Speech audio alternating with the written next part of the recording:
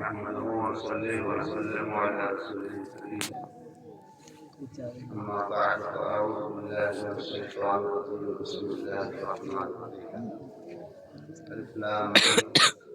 ذلك الكتاب لا ريب فيه هدى للمتقين. صدق الله مولانا العظيم وبلغنا رسوله النبي الأمين الكريم ونحن على ذلك لمن الشاهدين والشاكرين والحمد لله رب العالمين. ضرور شریف پڑھا جائے. اللهم صل على سيدنا مولانا محمد صلى الله عليه وسلم وعلى آله وأصحابه وبارك وسلم. 10 بجے تک پروگرام کو ختم ہونا تھا اور 10:30 بجے میں کرسی پر بیٹھا ہوں تو آدھا گھنٹہ پہلے سے آپ لوگوں نے برداشت کر رکھا ہوا ہے. آدھا گھنٹہ ضائع ہو چکا ہوا ہے تو اب تقریر کی گنجائش تو نہیں ہے. بس یہ ہے کہ دل کی گہرائی سے صمیم قلب سے عزت مآب عالی جناب محترم المقام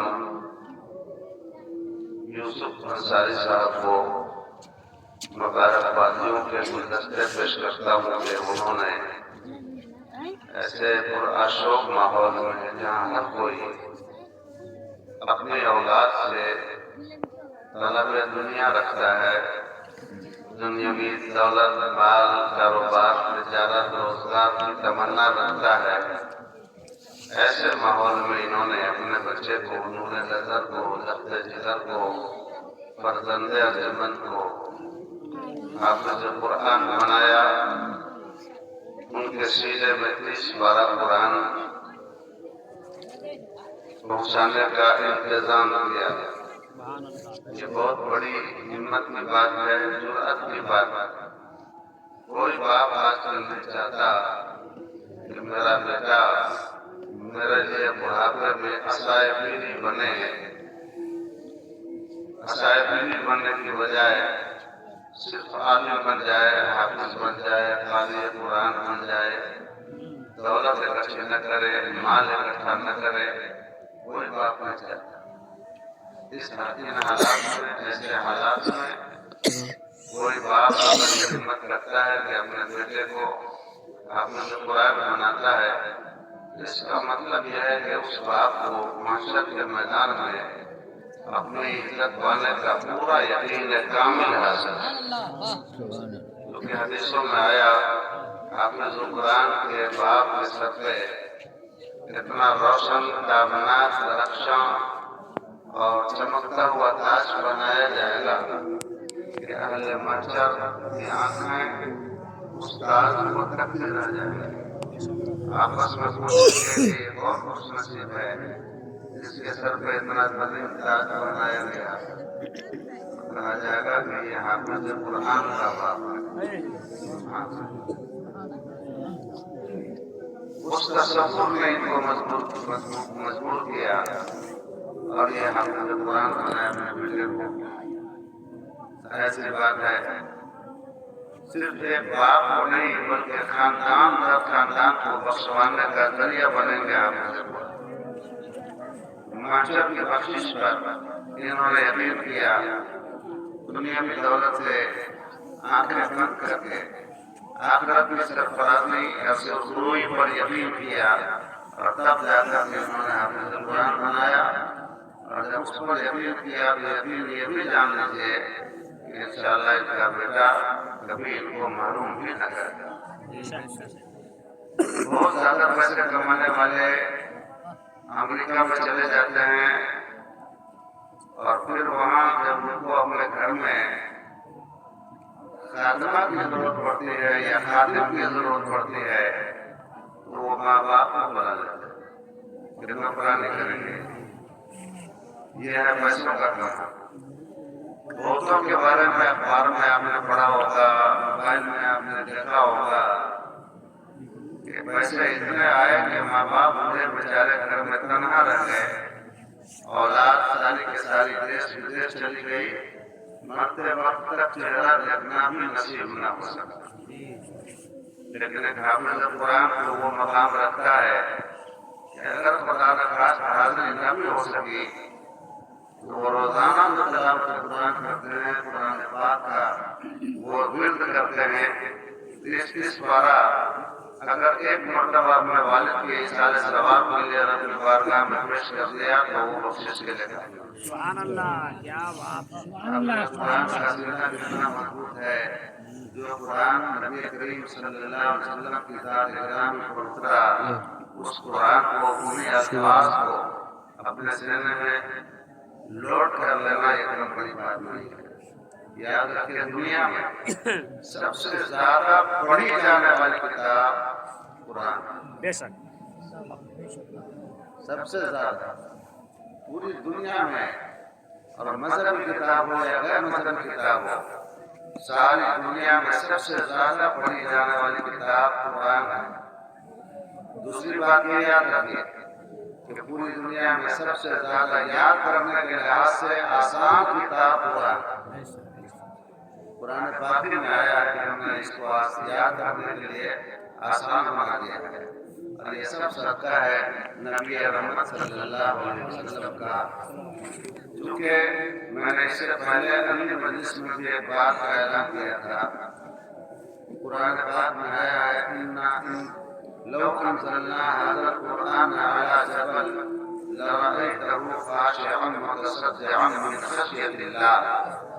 اگر ہم اس قرآن کو پہاڑ پر اٹھاتے تو پہاڑ تابع قرآن کو جلال قرآن کو برداشت نہیں کر پاتا اور وہ قرآن کے جلال سے ریزہ ریزہ ہو کے بکھر جاتا، پہاڑ بکھر جاتا. لیکن آج آپ دیکھیں مصطفیٰ جان رحمت کی امت کا ایک چھوٹا سا بچہ ابھی تاریخ چمن نظار غزالی کے مدرسے میں 11 سال کا بچہ 8 مہینے میں حافظ قرآن بنا. یہ جو قرآن پہاڑ پر اترتا تو پہاڑ ریزہ ریزہ ہو جاتا. وہ پورا قرآن چھوٹے سے بچے کے سینے میں لوٹ کیسے ہوگا؟ پھر سینہ پھٹتا بھی نہیں ہے بلکہ بیمار سینہ تندرست ہو جاتا ہے. اس کی وجہ کیا ہے؟ یہی بات بتا کے اپنی بات ختم کروں. جب یہ قرآن حضور علیہ السلام کو کرتا تھا تو علماء جانتے ہیں ماشاءاللہ یہ بطریہ کی سرزمین ہے، حنیف ملت کا دیار بہار ہے. یہاں علم کا چراغ روشن ہے اور جو پڑھے لکھے لوگ نہیں بھی ہیں کم سے کم فیضان علم سے ان کا دل ضرور منور ہے. وہ علم نقطوں سے آشنا ہے. یہاں کی سرزمین حنیف ملت کے وجود سے ان کے قدوم محمد لزوم سے اتنی سرفراز ہو چکی ہے اور اتنے سرخیز نہیں بلکہ مردم خیز ہو چکی ہے کہ یہاں علم کا چراغ ہر جانب روشن نظر آتا ہے. علماء کی مجلس ہے، حنیف ملت علی رحمہ الاسلام کا فیضان جاری ہے. یہ سارے علماء جانتے ہیں. کیا جانتے ہیں؟ کہ جب یہ قرآن حضور میں اترتا تھا تو حضور کی کیفیت یہ ہوتی تھی کبھی کبھی کہ سخت جاڑے کے موسم میں آپ پسینہ پسینہ ہو جاتے. سخت جاڑے کے موسم آپ پسینہ پسینہ ہو جاتے. اور کبھی کبھی یہ کیفیت ہوتی کہ سخت گرمی کے موسم میں آپ فرماتے زملونی مجھے چادر اڑاؤ مجھے چادر اڑاؤ. حدیث بعد میں آیا کہ جب وحی اترتی تھی تو آپ کا سینہ ایسے دھڑکتا تھا جیسے کہ گرم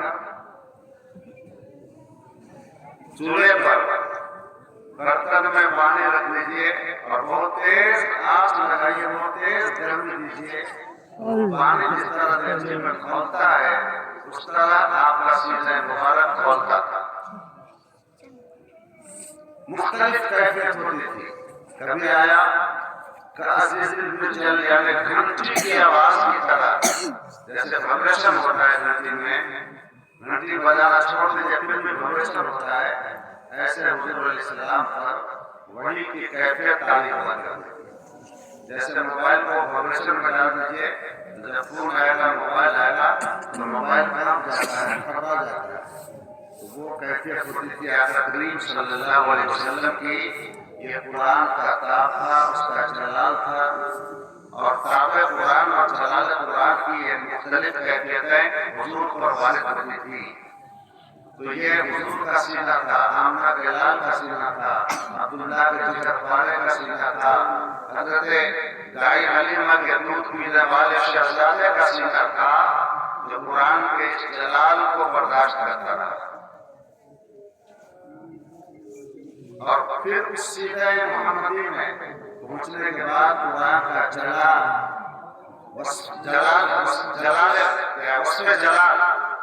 آپ نے کیچ کر لیا اور اپنی زبان سے جو امت تک پہنچایا، تو وہ کیفیت جلال کو اپنے سینے میں رکھ لیا اور کیفیت جمال کے ساتھ قرآن کو آگے بڑھا۔ سبحان اللہ، سبحان اللہ۔ یہ وجہ ہے کہ آج امت مصطفیٰ کا چھوٹا سا بچہ پورا 30 پارہ قرآن اپنے سینے میں لوٹ کرتا ہے، لیکن کہاں یہ تھکے، کہاں یہ ڈولے، کہاں یہ متاثر ہو، بلکہ وہ سینہ اور مضبوط ہو جاتا ہے۔ ایک بات یہ بتائی اور دوسری بات یہ 2 منٹ میں بتا دوں کہ قرآن جو اترا ہے وہ صرف یہ نہیں اس لیے بھی اترا ہے کہ جب شعبان آئے تو اس کو کھول کے پڑھیے، قرآن خوانی کرائیے، جب کسی کو بھوک لگ جائے تو اس کے کان میں آیت الکرسی پڑھا کے بھوک بھگائیے، یا پھر کوئی مرنے لگ جائے تو مرنے والے کے پاس بچوں کو بلا کے قرآن پڑھا لیجیے۔ صرف اس لیے یہ قرآن نہیں اترا بلکہ یہ متقیوں کی ہدایت کے لیے اترا ہے، یہ لوگوں کی ہدایت کے لیے اترا ہے۔ جب ہدایت کے لیے، رہبری کے لیے، رہنمائی کے لیے یہ قرآن اترا ہے تو ظاہر بات ہے کہ وہی کامیاب ہیں جو قرآن سے رہنمائی لیتے ہیں، رہبری لیتے ہیں، ہدایت کا کام لیتے ہیں۔ یہ رب کا پیغام ہے بندوں کے نام، رب کا پیغام ہے بندوں کے نام، بس بوسیلہ مصطفیٰ۔ تو کبھی آپ کے پاس جب آپ کے عزیز کا پیغام آئے، آپ کے کسی دوست کا پیغام آئے، آپ کے والد کا پیغام آئے، آپ کے بیٹے کا پیغام آئے، آپ کے نور نظر کا دل بند کا پیغام آئے، اور آپ پڑھنا کوئی سمجھ نہیں، کچھ سمجھ میں نہیں آتا ہوگا آپ لوگوں کو، میں سمجھتا ہوں کہ بس میں بولے جاتا ہوں۔ نام لوگ خراب کرتے ہیں، میں کو اتنا اٹھاتے ہیں نا، کوئی یہ کر دو بڑھا دو، کچھ یہ گھٹا دو۔ ارے ناخوانوں کو اصل میں یہ عقل نہیں آتی ہے کہ مائک کی آواز جتنی میٹھی ہوتی ہے اس کی آواز کی کشش اتنی زیادہ ظاہر ہوتی ہے۔ یہ ہر ناخوان چاہتا رہتا ہے کہ مائک اتنا بجے کہ لوگوں کے کان کے پردے پھٹ جائیں، اسی میں پبلک بھی خوش رہتی ہے۔ پبلک بھی ہم لوگوں کی جو ہے نا اہل سنت و جماعت کی یہ پبلک بھی بالکل کثیف التباہ ہو چکی ہے۔ اس کو بھی ٹھول چاہیے، اس کی سماعت اتنی برباد ہو گئی کہ کام کی چیز کو چاہیے نہیں چاہیے، بس منورنجن چاہیے۔ جتنی زیادہ آواز ہو اتنا زیادہ بہتر۔ جبکہ آپ نے بڑے بڑے گلوکاروں کو سنا ہوگا، یہ بہت ہی میٹھی آواز میں میٹھے سور میں پڑھتے ہیں، پھر ان کی اصلی آواز کی جو خوبی ہے وہ سامنے آتی ہے، لیکن اصلی آواز کی خوبی کو یہ دبا دیتے ہیں، اور آواز جتنا زیادہ جتنی زیادہ آواز کرے اتنا زیادہ خوش ہو جاتے ہیں پڑھنے والے۔ اس لیے سب کے سب آتے ہیں کہ سب اپنے لائن سے، اپنے اسٹائل سے مائک کو آپریٹر بھی پریشان پاگل ہو جاتا ہے، وہ کیا کرے کدھر کرے کس کی بات مانے، وہ کرتے کرتے کرتے کرتے پتہ چلا کہ مائک اتنا برباد کر دیتے ہیں کہ وہ سننے سنانے کے قابل نہیں رہ جاتا، اسی حالت میں مائک پھنس گیا۔ تو یہ بتا رہا تھا کہ آپ کے عزیز کا کوئی پیغام آئے، خط آئے، چٹھی آئے، تو اگر آپ کو نہیں پڑھنے آتا ہے تو رات میں آپ کسی پڑھنے والے کے پاس جاتے ہیں، پڑھوا کے سنتے ہیں کہ بتاؤ میرے عزیز نے مجھے کیا پیغام بھیجا ہے کہ نہیں ایسا؟ ابھی تو خیر موبائل میں سب کچھ آ جاتا ہے، پہلے زمانے میں کاغذ میں خط آتا تھا، اور پڑھنے نہیں آئے تو دور جانا پڑے، 2 کلومیٹر جانا پڑے، جا کر کے پھر پڑھنے والے سے پڑھوا کر اپنے عزیز کا پیغام بڑے شوق سے سنا کرتا تھا۔ کبھی آپ نے سوچا کہ آپ کے رب نے بھی 30 پارہ پر مشتمل پیغام آپ کے نام بھیجا، آپ کے لیے بھیجا ہے، پڑھانے اور اس کو سنانے والے اپنے محبوب خاص کو ساتھ میں بھیجتے ہیں۔ قد جاءکم من اللہ نور وکتاب مبین، تمہارے پاس آ گیا اللہ کی طرف سے نور اور روشن کتاب۔ نور سے مراد اکثر مفسرین نے حضور علیہ السلام کی ذات کو لیا، تو پڑھنے والا اور پڑھ کر سنانے والا بھی اللہ نے دیا اور اپنا پیغام بھی دیا۔ لیکن اس قوم کو کتنی فکر ہے کہ ہم قرآن کو، اللہ کے پیغام کو پڑھنے والوں سے سن کر یاد کریں، سمجھیں کہ میرے رب نے ہمیں پیغام کیا دیا۔ آج اللہ کے نبی صلی اللہ علیہ وسلم بظاہر دنیا میں نہیں ہیں، ان کے نائبین علماء، وارثین علماء ہیں جو قرآن پڑھ کے آپ کو بتا سکتے ہیں، مگر کتنے لوگوں کے دلوں میں شوق پیدا ہوتا ہے کہ چلیں علماء کے پاس، رب کا پیغام سنیں اور سمجھیں کہ ہمارے رب نے ہمارے نام کیا پیغام بھیجا۔ کسی کو توفیق نہیں ہو پاتی، وہ سمجھتے ہیں قرآن پڑھنا مولانا لوگوں کا کام، ہمارا کام نہیں۔ ہمارا کام تو مولانا لوگوں کو ڈیوٹی کرانا ہے، بس انہیں نوکری پہ رکھنا ہے، ان کے اوپر حکومت چلانا ہے، ان کے اوپر اپنی حکمرانی کرنی ہے۔ نماز نہیں پڑھیں گے تو مولانا صاحب کے اعتراض ہوگا، یہ قوم پر بہت اعتراض کرتے ہیں، یہ سمجھتے ہیں کہ نماز ہم پر فرض ہی نہیں، حالانکہ نماز کن لوگوں پر فرض نہیں ہے؟ نماز فرض نہیں ہے نابالغ پر، نماز فرض نہیں ہے پاگل پر، نماز فرض نہیں ہے ان عورتوں پر جو حیض والیاں ہیں۔ تو آپ لوگ تینوں میں سے کون میں آتے ہیں؟ نابالغ میں آتے ہیں، نابالغ میں آتے ہیں، پاگل میں آتے ہیں جی، یا حیض والیوں میں آتے ہیں؟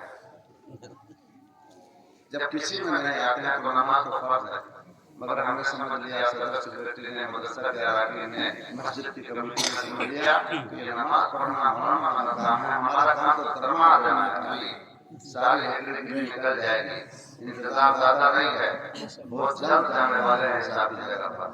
جب وہاں سے ٹھکائی شروع ہوگی نا، تب مولانا کے اوپر جو آپ عمرانی کرتے تھے یہ ساری دادا گیری نکلتی ہے۔ سمجھ رہے ہیں؟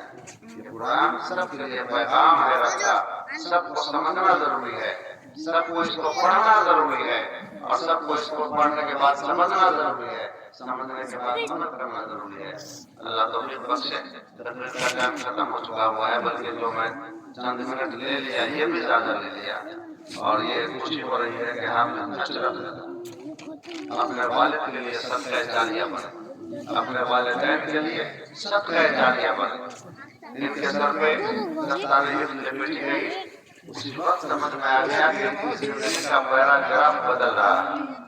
کل تک یہ طالب علم تھے، اب حافظ قرآن بن گئے، حافظ قرآن بن گئے تو ان کی زندگی کی ذمہ داریاں بڑھ گئی، ان کے پاؤں میں زنجیر لگ گئی، ان کی زبان پر قانون کی زنجیر لگ گئی، ہاتھوں میں قانون کی زنجیر لگ گئی۔ اب یہ معمولی نہیں رہ گئے بلکہ حافظ قرآن رہ گئے، اور اس بات کو تو اللہ کے نبی صلی اللہ علیہ وسلم نے فرما دیا کہ آدمی دنیا سے جاتا ہے اور علم چھوڑ کے جاتا ہے یا نیک اولاد چھوڑ کے جاتا ہے، وہ اس کے لیے صدقہ جاریہ بن جاتا ہے۔ آج کچھ نصیب ہے جناب یوسف صاحب، کیا وہ کچھ بھی کمائی کریں نہ کریں، صدقہ جاریہ کو چھوڑ دیں۔